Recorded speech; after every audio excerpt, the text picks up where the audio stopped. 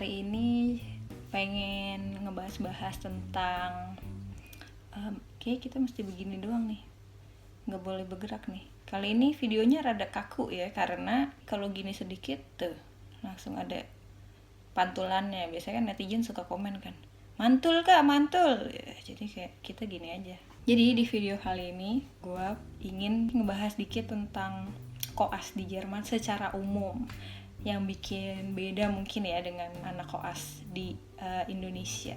Ceritanya kemarin itu kebetulan teleponan nih sama temen yang di Indonesia. Dia lulusan kedokteran gigi. Ya kedokteran gigi, tapi mirip-mirip kali ya kan koasnya sama kedokteran yang lain di Indonesia gitu. Jadi ternyata wow, beda banget. Yang gue tahu dari dulu itu memang kalau koas di Jerman itu memang lebih pendek waktunya daripada di Indonesia gitu kan. Kalau kita setelah ujian negara yang kedua mau tahu rentetan kuliah kedokteran di Jerman gimana aja, gue sudah bikin videonya, silahkan bisa ditonton. Singkatnya nih ya, kita dibagi jadi kayak 2 tahun teori, 3 tahun teori dan di rumah sakit, ada prakteknya sedikit-sedikit, sama sisanya 1 tahun cuma praktek aja gitu di rumah sakit atau koas itu.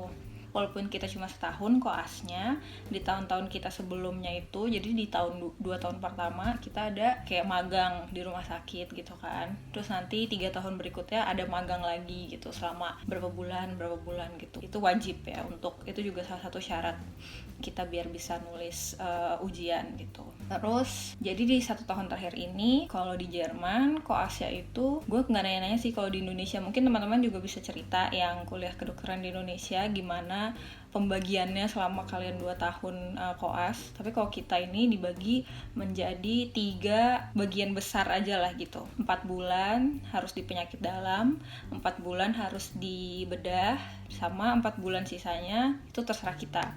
Yang kita inginkan, mau di mana aja bisa, mau di anestesi, mau misalnya kulit, mau di bagian anak, macam-macam lah, radiologi atau di misalnya geriatri, itu bisa, terserah. Nah nanti kalau 1 tahun ini sudah berlalu, baru ujian negara yang terakhir itu praktek dan lisan. Yang gue mau bahas juga ini, kan banyak tuh yang nanya pengalaman gue di koas kayak gimana gitu-gitu kan.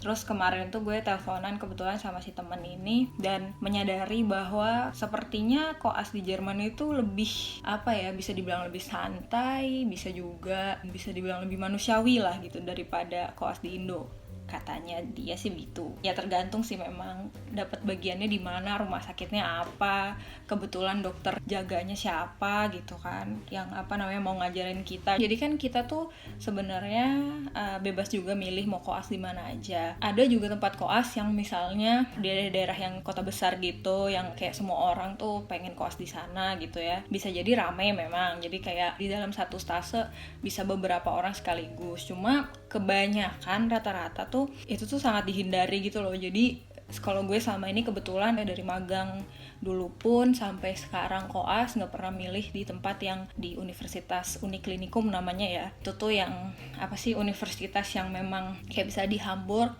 itu di rumah sakitnya gitu, universitas rumah sakitnya gitu ya kan, namanya apa sih, gue nggak pernah milih di sana gitu. Mungkin kalau di sana memang ramai banget bisa jadi ya, tapi kalau gue milihnya yang di dekat-dekatnya situlah gitu. Jadi kebanyakan gue itu satu-satunya anak koas gitu yang di stase itu. Menurut gue juga lebih enak untuk kita bisa lebih banyak belajar, terus kita jadinya bisa juga banyak melakukan hal-hal lain gitu daripada misalnya dalam satu stase tuh banyak orang gitu. Habis itu perbedaannya juga yang waktu itu gue sadari gitu, banyak gitu yang nanya ke gue di anak koas nggak ada jaga malam tuh gitu. Apalagi sekarang gue kan lagi di bedah ya, teman gue itu kayak nanya di bedah jaga malam terus dong gitu, padahal kayak di sini selama ini nggak pernah sih gue disuruh jaga malam gitu. Mungkin ada juga, memang sih ada dan bisa kalau mau, tapi itu tuh bukan yang kayak wajib gitu. Kita nggak wajib untuk jaga malam. Kalaupun kita jaga malam itu tuh nggak manusiawi yang gue dengar di Indonesia, yang katanya kalau misalnya giliran jaga malam berarti kan pulangnya harusnya pagi ya, tapi itu pagi lo harus masuk normal lagi seperti biasa gitu. Itu tuh kalau di kita nggak seperti itu. Kalau misalnya kita dapat jaga malam seminggu, misalnya 3 kali jaga malam, ya udah jaga malam terus. habis itu kita libur kayak gitu loh. Dan kayak kita anak koas itu, kalau kata temen gue, istilahnya nih gue baru denger juga nih, katanya anak koas kalau di Indonesia tuh seperti keset katanya. Kita kebetulan alhamdulillah yang namanya anak koas levelnya ya mungkin bisa dibilang memang paling bawah gitu ya. Kalau diibaratkan dengan kasta mungkin bisa jadi memang kasta yang terendah dari yang lain-lainnya gitu. Tapi kita bukan berarti kita direndahkan dan diinjak-injak gitu. Malah arti dari kasta yang paling terendah ini tuh kita belum punya tanggung jawab yang lebih gitu, seperti orang-orang yang sudah kerja di sana, seperti dokternya, seperti susternya gitu. Jadi kita tuh nggak direndahkan, justru dokter-dokter itu tuh selalu bilang ke kita, kamu tuh masih koas, kamu tuh sekarang waktunya tuh untuk bertanya gitu, sekarang waktunya untuk berbuat kesalahan gitu. Jadi tuh nggak masalah selama kamu tuh memang ingin belajar, pengen jadi dokter yang baik gitu. Jadinya kalau misalnya melakukan kesalahan, kalau nggak tahu itu nggak masalah gitu.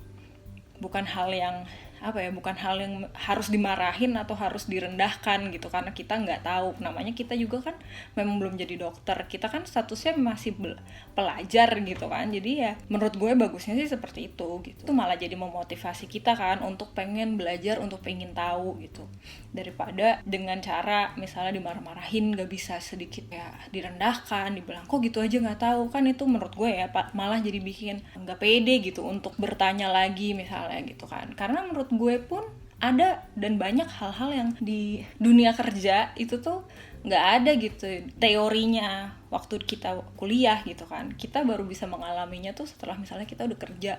Enaknya sih gitu, kita bebas bertanya, kita bebas melakukan apapun, tentunya ya sebatas yang bisa kita lakukan sebagai anak koas gitu. Bukan yang kayak misalnya kita kasih diagnosa sendiri terus habis itu kita ngasih obat sendiri ke pasien gitu. Itu enggak, pasti kita harus ngomongin dulu sama dokternya gitu. Jadi yang kayak gitu-gitu di bawah pengawasan dokter lah gitu. Jadi kayak waktu itu gue di penyakit dalam juga dapat pasien sendiri dari dia datang sampai dia pulang gitu. Tapi ya itu tentu saja apapun yang gue lakukan ke pasien harus dengan diskusi dulu sama dokter gitu. Oh iya, karena di sini tuh tenaga kesehatan itu sangat dibutuhkan. Emang kuliah kedokteran di sini susah menurut gue ya, susah juga. Lulusan kedokteran tuh nggak yang bleber-bleber gitu, nggak yang banyak-banyak banget.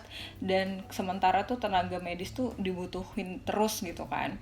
Dan banyakan juga lulusan-lulusan kedokteran sini tuh pengen juga kayak kerja di luar negeri atau misalnya kerja di sini tapi kayak lebih pengen stay di kota-kota besar kayak gitu loh. Itu yang bikin tenaga medis di kota-kota yang nggak besarnya atau di kota-kota kecil itu banyak dibutuhkan gitu. Jadi dari koas pun kita tuh sudah dibayar gitu. Ada sih enaknya gitu, tapi kayak misalnya di kota-kota besar mereka nggak bayar sih koasnya gitu. Jadi kayak kalau misalnya pengen koas dan dibayar harus cari-cari sendiri tuh rumah sakit mana yang bisa menjanjikan gaji gitu ya. Gajinya sih standar basis gitu sih, cuma lumayan kan di tahun terakhir udah mulai dapat duit gitu kan.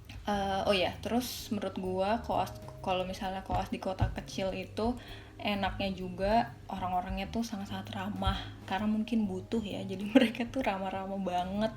Terus waktu itu kayak di tempat gue koas yang sebelumnya itu justru banyak banget lulusan kedokteran yang mereka tuh dokter umumnya itu dari negara asalnya gitu loh. Terus di sini tuh pengen ngambil spesialis. Jadi banyak banget orang-orang asingnya. Jadi tuh lebih friendly gitu. Orang asing friendly lah gitu.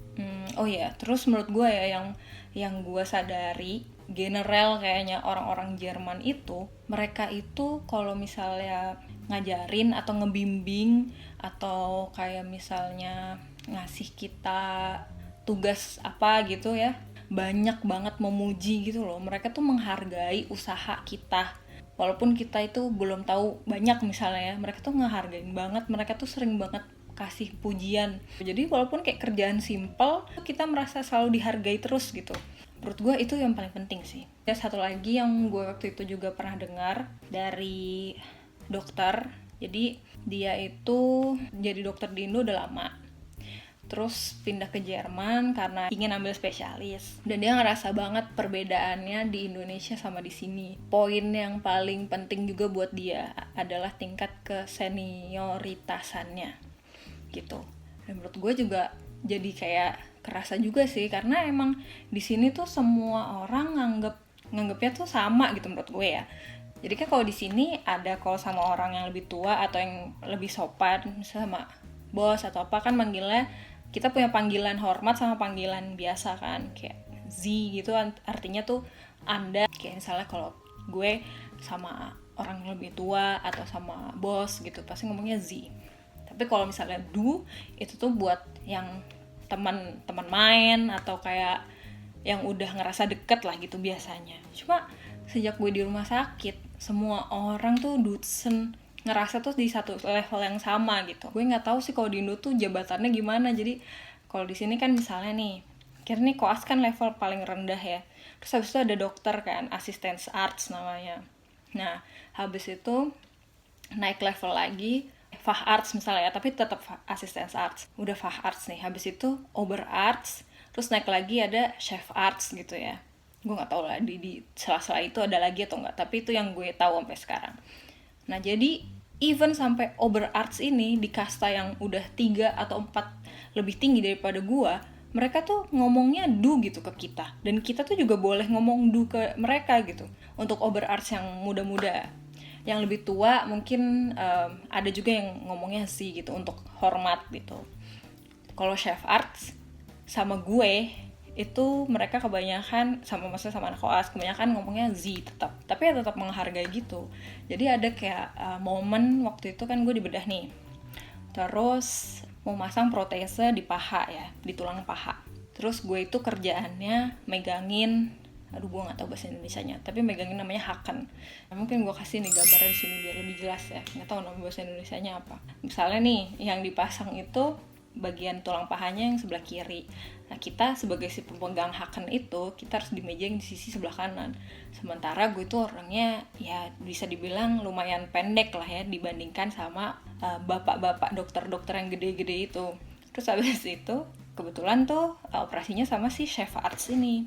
Terus dia itu bilang kayak, ini boleh dikasih apa sih, dengklek ya kalau bahasa Indonesia, bahasa Jawanya, boleh kasih dengklek nggak nih buat kolegin kita. Dia ngomongnya tuh kolegin tuh berarti artinya tuh teman kerja.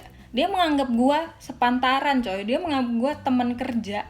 Itu menurut gue cuma garing ngomong sepele itu aja tuh bikin motivasi sih, bikin kita kayak wow, aku dianggap teman kerja gitu aja sih.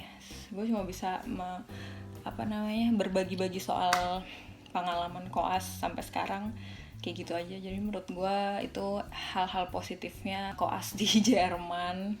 Hal-hal negatifnya apa ya, mungkin kalau sebagai kita orang luar emang tergantung ketemunya sama siapa ya. Antara kita diremehkan misalnya karena kemampuan bahasa kita kurang bagus, atau misalnya kita kurang pengalaman waktu kuliah, jadi kelihatannya kayak kurang pintar. Jadinya kita mesti ekstra sih, tetap kita mesti ekstra nunjukin kalau kita tuh juga bisa, kalau kita tuh juga setara sama orang-orang Jerman gitu. Paling itu aja sih yang bukan minus ya, tapi kayak yang harus kita lebih usahakan gitu daripada misalnya kalau orang-orang Jerman yang lain lah gitu. Ya jadi itu aja lah sharing video kali ini tentang koas di Jerman. Boleh di komen teman-teman yang kebetulan juga lagi koas atau udah jadi dokter di Indonesia, bagaimana pengalamannya koas dulu. Maaf ya kalau videonya kepanjangan dan cuma kayak ngobrol gini doang, tapi semoga tetap bermanfaat untuk teman-teman yang kepo-kepo dunia perkoasan di sini. Boleh juga untuk siapa tahu ada anak kuliah kedokteran Jerman gitu juga, atau di luar negeri di tempat lain yang kebetulan nonton video ini, bisa komen juga pengalaman koasnya kayak gimana di negara kalian atau di kota-kota kalian gitu. Terima kasih banyak ya yang sudah menonton. Sampai jumpa lagi di video selanjutnya. Dadah.